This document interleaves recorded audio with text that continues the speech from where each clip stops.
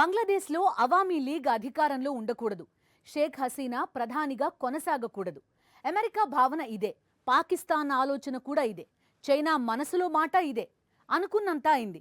అయితే ఏడాదిన్నర క్రితం షేక్ హసీనా బంగ్లాదేశ్ని వీడినప్పుడు ఒక ప్రశ్న భారత్లో తన ఉనికిని చాటుకుంది. అదే, బంగ్లాదేశ్లో హసీనా పవర్లో లేకపోతే భారత్కొచ్చిన నష్టమేంటి? ఈ ప్రశ్నకి ఇప్పుడు బంగ్లాదేశ్లో చెలరేగుతున్న హింస సమాధానం చెప్తోంది. ఈ ప్రశ్నకి భగ్గుమంటోన్న ఢాకా సమాధానం చెప్తోంది. ఈ ప్రశ్నకి చిట్టగాంగ్లోని భారత అసిస్టెంట్ హైకమిషన్ కార్యాలయం ముట్టడి సమాధానం చెప్తోంది. ఒకవైపు షేక్ హసీనాని తనకి అప్పగించాలన్న డిమాండ్ని బంగ్లాదేశ్ మరింత బిగ్గరగా వినిపిస్తోంది. మరోవైపు మహమ్మద్ యూనస్ పాక్, చైనాతో అంటకాగుతూ భారత్పై విషం కక్కుతున్నాడు. హింస, అల్లర్లతో రగిలిపోతున్న బంగ్లాదేశ్తో భారత్కి పొంచి ఉన్న ప్రమాదమేంటి? దీనిపైనే ఇవాల్టి మ్యాగజైన్ స్టోరీ. తీవ్ర రాజకీయ సంక్షోభం, దేశవ్యాప్త ఆందోళనలు, నిరసనకారుల లాంగ్ మార్చ్, పెల్లుబికిన జనాగ్రహం. కొన్ని నెలలుగా రిజర్వేషన్లకు వ్యతిరేకంగా దేశమంతా మొదలైన ఉద్యమం. చివరికి సైన్యం స్వాధీనంలోకి వెళ్లిన బంగ్లాదేశ్, దేశం వదిలి పారిపోయిన షేక్ హసీనా, ఆశ్రయం ఇచ్చిన భారత్. ఇవన్నీ జరిగి దగ్గర ఏడాదిన్నర అవుతోంది. ఈ పరిణామాల వెనక, ఈ తిరుగుబాటు వెనక ఉన్నది కేవలం ప్రజాగ్రహమేనా అన్న ప్రశ్న నాటి నుంచి వినిపిస్తూనే ఉంది. కానీ ఇప్పుడు జరుగుతోన్న అల్లర్లు అసలు నిజాన్ని చెప్పకనే చెప్తున్నాయి. భారత్కి వ్యతిరేకంగా బంగ్లాదేశ్ వేదికగా జరుగుతోన్న కుట్రని ప్రపంచానికి చాటి చెప్తున్నాయి. షేక్ హసీనా లేని బంగ్లాదేశ్ భారత్కి కొత్త సమస్యలు సృష్టిస్తుందా? మరోసారి భగ్గుమన్న బంగ్లాదేశ్, హింస దాడులతో రగిలిపోతున్న ఢాకా. పరిస్థితి చేజారిపోవటంతో ఢాకా వీధుల్లో మోహరించిన బంగ్లాదేశ్ ఆర్మీ. బంగ్లాదేశ్ లో జరుగుతున్న హింస వెనుక ఉన్నదెవరు? భారత్ మీద బంగ్లాదేశ్ లో వ్యతిరేకతని పెంచుతోందెవరు? ఈ హింసకి భారత్ పై వ్యతిరేక కుట్రలకి ఉన్న సంబంధం ఏంటి? చూస్తున్నారుగా, బంగ్లాదేశ్ లో చెలరేగుతున్న హింస. సరిగ్గా ఏడాదిన్నర క్రితం కూడా బంగ్లాదేశ్ ఇలాగే భగ్గుమంది. ఇప్పుడు జరుగుతున్న హింస గురించి, భారత వ్యతిరేక కుట్రలకి బంగ్లాదేశ్ వేదికగా మారుతుందా అన్న చర్చలోకి వెళ్లే ముందు ఒకసారి 2024 ఆగస్టులో అట్టుడికిపోయిన బంగ్లాదేశ్ వైపుకు చూడాలి. 2024 ఆగస్టులో బంగ్లాదేశ్ సంక్షోభం భారత ఉపఖండాన్ని మాత్రమే కాదు, మొత్తం ప్రపంచం దృష్టిని ఆకర్షించింది. రిజర్వేషన్లకు వ్యతిరేకంగా మొదలైన నిరసనోద్యమం చివరకు షేక్ హసీనా దేశం వదిలి వెళ్లిపోవటంతో ముగిసింది. ఈ మొత్తం ఎపిసోడ్లో పైకి కనిపించేది దేశవ్యాప్తంగా యువత ఆందోళనలు, ఏకమైన ప్రజలు, సహకరించిన ప్రతిపక్షాలు, చేతులెత్తేసిన సైన్యం, నిరసనకారుల నుంచి తప్పించుకొని దేశం విడిచి వెళ్లిన షేక్ హసీనా. కానీ కనిపించని కుట్ర కోణమే నాడు అందరి దృష్టిని ఆకర్షిస్తోంది. పైకి ఇది బంగ్లాదేశ్ అంతర్గత అంశంలానే కనిపిస్తున్న భారత్ ని కలవరపెట్టే అంశాలు, భారత్ మరింత చురుకుగా వ్యవహరించాల్సిన కోణాలను ఆవిష్కరించింది. ఎందుకంటే బంగ్లాదేశ్ సంక్షోభం వెనుక ఉన్నది పాకిస్తాన్, చైనాలే. ఇప్పుడు ఆ ప్రశ్నలకు సమాధానం చెబుతున్నట్లుగా బంగ్లాదేశ్లో మరోసారి హింస రాజుకుంది. ఈసారి భారత్ వ్యతిరేక నినాదాలతో ఆందోళనకారులు దాడులకు దిగుతుంటే దేశ తాత్కాలిక ప్రభుత్వాధినేత మహమ్మద్ యూనస్ కూడా భారత్ వ్యతిరేక కుట్రలకు కూత పెడుతున్నారు. భారత వ్యతిరేకి బంగ్లా నేత ఉస్మాన్ హాదీ హత్యకు నిరసనగా ఆయన మద్దతుదారులు విధ్వంసానికి దిగారు. ప్రముఖ వార్తాపత్రికల ఆఫీసులపై దాడులు చేశారు. కార్యాలయాల్లోకి చొరబడి నిప్పు పెట్టారు. వెంటనే అక్కడికి చేరుకున్న రెస్క్యూ టీం 25 మంది జర్నలిస్టులను అగ్నికిలాల నుంచి కాపాడింది. రాత్రంతా ఢాకా వీధులు రణరంగంగా మారాయి. బంగ్లాదేశ్ వ్యవస్థాపక అధ్యక్షుడు షేక్ ముజిబుర్ రెహమాన్ కుటుంబానికి చెందిన ఇంటిని కూడా ఆందోళనకారులు ధ్వంసం చేశారు. ప్రస్తుతం ఆ ఇంటిని మ్యూజియంగా వాడుతున్నారు. అటు భారతే టార్గెట్ గా చిట్టగాంగ్ లో భారత అసిస్టెంట్ హైకమిషన్ కార్యాలయాన్ని కూడా ముట్టడించారు ఆందోళనకారులు. రాళ్లు విసురుతూ భారత వ్యతిరేక నినాదాలతో హోరెత్తించారు. వేలాది మంది హాదీ మద్దతుదారులు రోడ్లపైకి చేరుకున్నారు. పరిస్థితి చేజారిపోవటంతో ఢాకా వీధుల్లో బంగ్లా ఆర్మీ భారీగా మోహరించింది. ఇటీవల ఎన్నికల్లో ప్రచారం చేస్తూ ఉండగా ఉస్మాన్ హాదీపై గుర్తు తెలియని దుండగులు కాల్పులు జరిపారు. దీంతో తీవ్రంగా గాయపడ్డ అతన్ని మెరుగైన చికిత్స కోసం సింగపూర్కు తరలించారు. ఆసుపత్రిలో చికిత్స పొందుతూనే ప్రాణాలు కోల్పోయాడు ఉస్మాన్ హాదీ.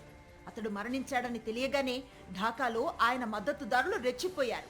ఉస్మాన్ హాదీ గతంలో అనేక సార్లు భారత్కు వ్యతిరేకంగా వ్యాఖ్యలు చేశాడు.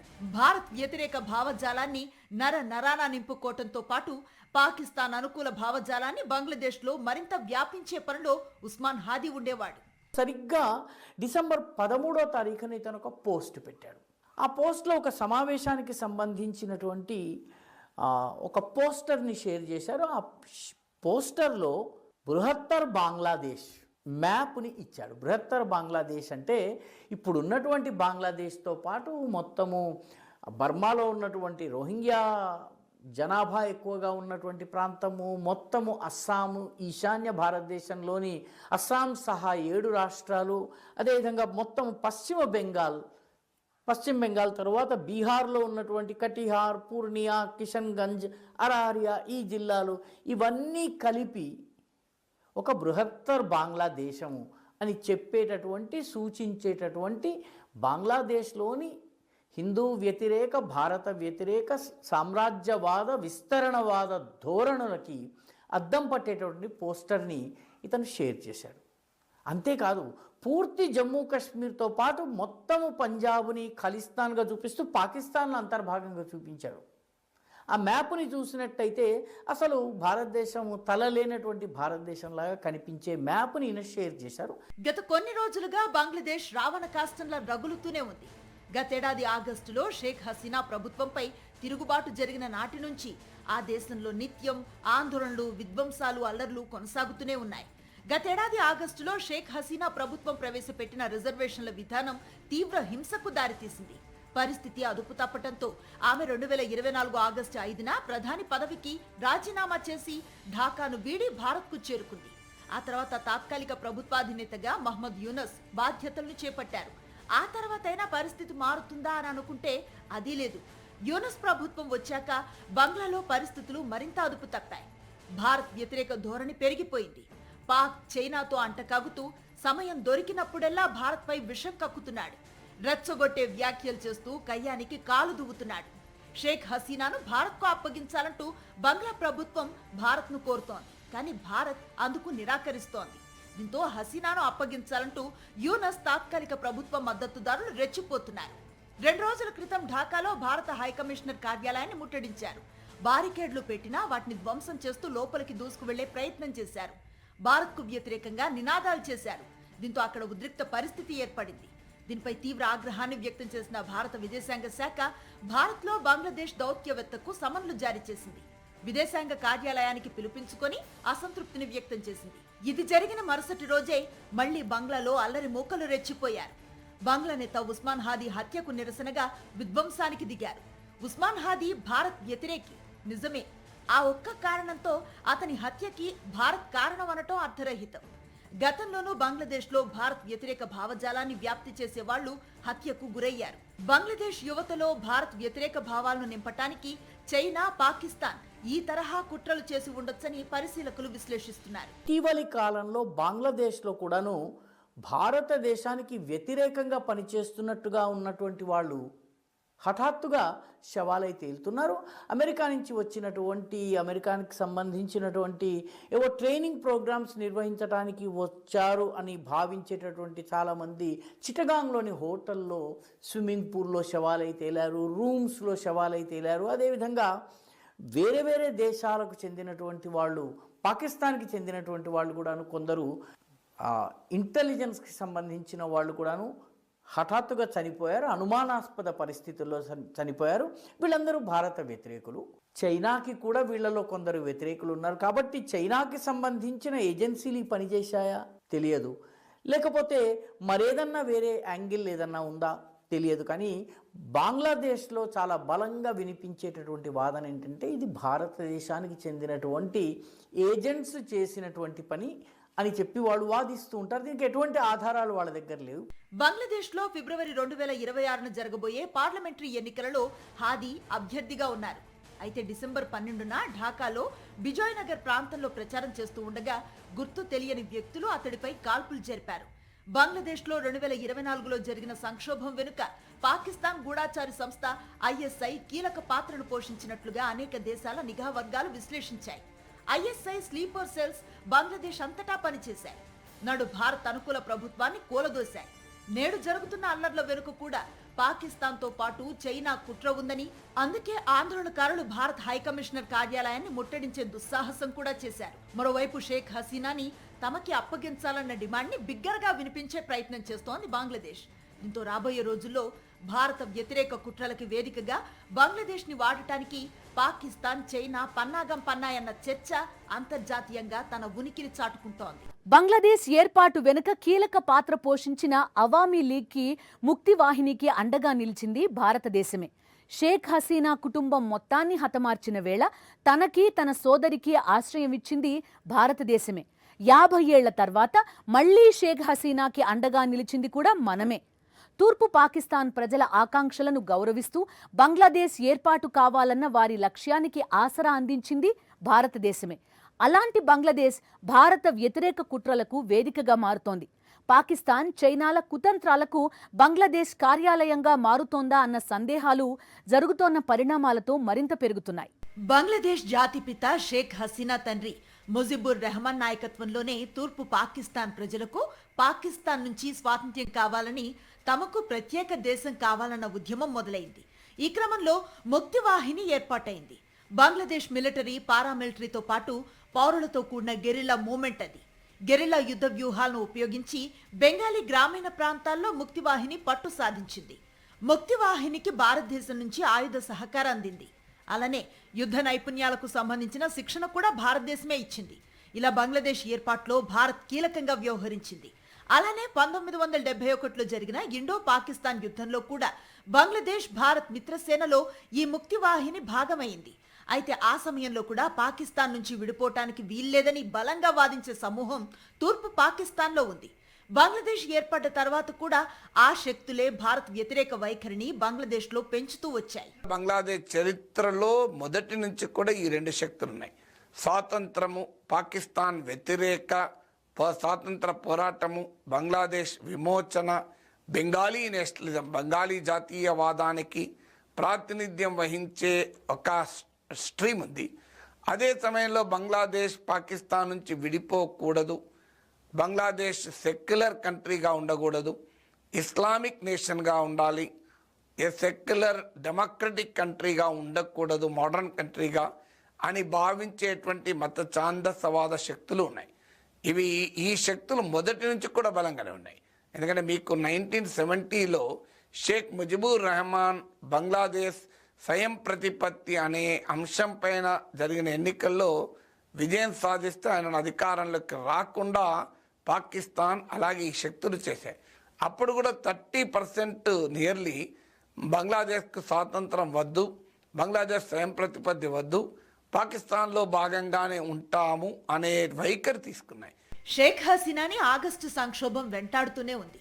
1975లో హసీనా తండ్రి ముజిబుర్ రెహమాన్ ప్రభుత్వంపై సైన్యం తిరుగుబాటు చేసింది. ఆ సమయంలో తన చెల్లెలు రహానాతో కలిసి హసీనా బెల్జియంలో ఉన్నారు. రాజకీయ ఆశ్రయానికి ఇందిరాగాంధీ ఒప్పుకోవడంతో 1975 ఆగస్టు 24న ఎయిర్ ఇండియా విమానంలో ఇండియాకు వచ్చారు. ఆ తర్వాత వాళ్ళని ఢిల్లీలో డిఫెన్స్ కాలనీలో ఉంచారు. 10 రోజుల తర్వాత ఇందిరాగాంధీని కలిశారు హసీనా. అప్పటికి ఆమెకు బంగ్లాదేశ్లో ఏం జరిగిందో జరుగుతుందో పూర్తి సమాచారం తెలియదు. తన కుటుంబంలో కొందరైనా సురక్షితంగా ఉన్నారని భావిస్తూ వచ్చారు. ఇందిరాగాంధీతో భేటీ అయిన తర్వాత ఆగస్టు 15న ఏం జరిగిందో మీకేమైనా ఖచ్చితమైన సమాచారం ఉందా అని ఆమెను అడిగారు షేక్ హసీనా. మీ కుటుంబంలో ఒక్కరు కూడా మిగిల్లేరు, మీ తల్లిదండ్రులతో సహా మొత్తం 18 మంది కుటుంబ సభ్యులను చంపేశారని అక్కడున్న ఒక అధికారి చెప్పగానే షేక్ హసీనా కుప్పకూలిపోయారు. అలా 1975 ఆగస్టులో కుటుంబాన్ని పోగొట్టుకున్న హసీనా 50 ఏళ్ల తర్వాత మళ్లీ ఆగస్టులోనే అధికారాన్ని కోల్పోవాల్సి వచ్చింది. రిజర్వేషన్లకు వ్యతిరేకంగా బంగ్లాదేశ్లో మొదలైన ఉద్యమం అంత వేగంగా దేశమంతా విస్తరించడానికి, బలం పుంజుకోవటానికి రిజర్వేషన్ల వ్యతిరేకత ఒక్కటే కారణం కాదు.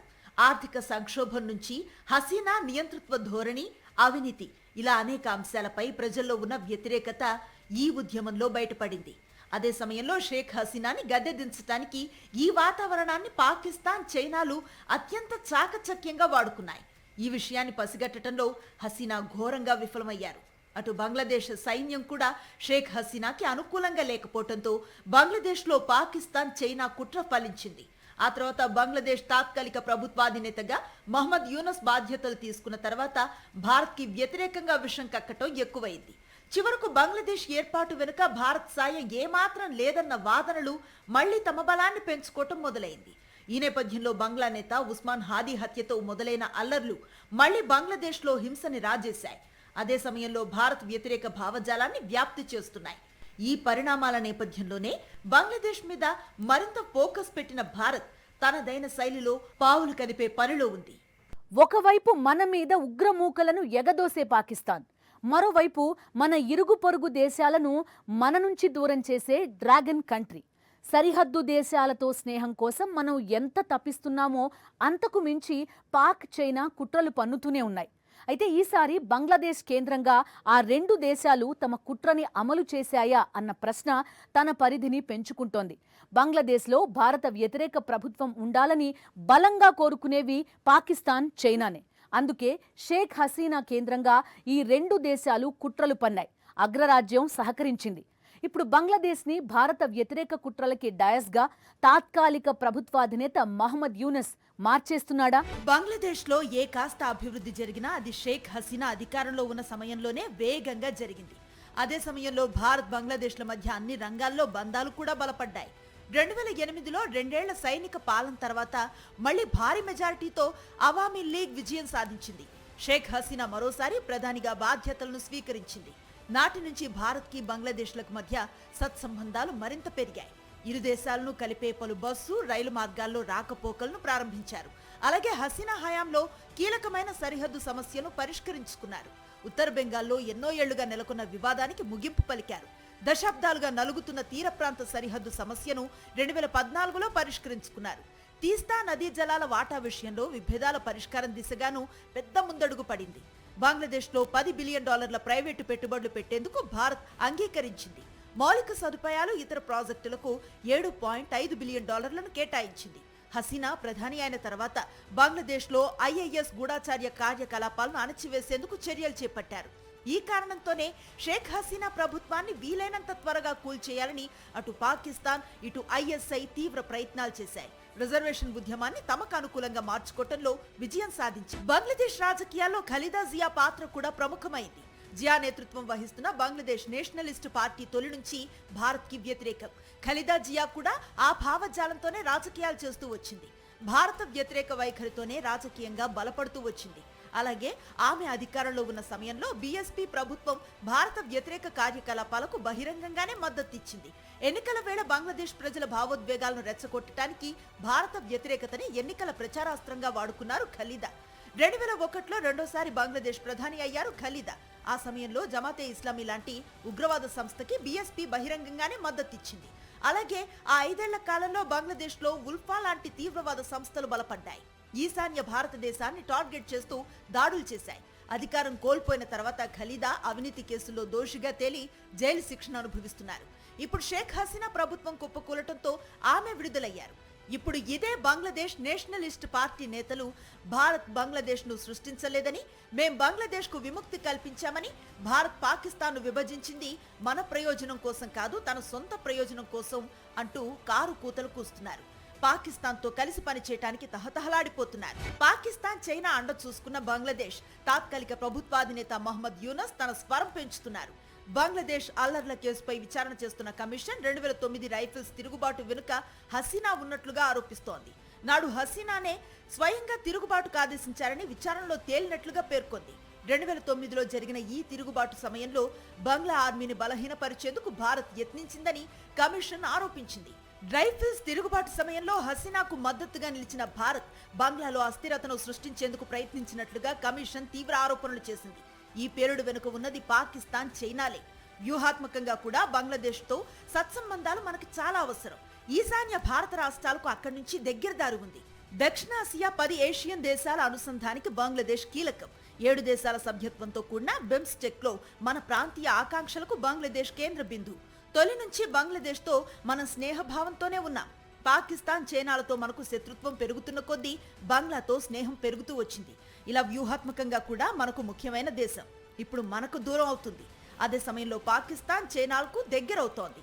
ఇరుగు పొరుగు దేశాలను తిరిగి దగ్గర చేసుకోవటం అన్నది మోదీ ప్రభుత్వం ముందున్న సవాళ్లలో ఒకటి.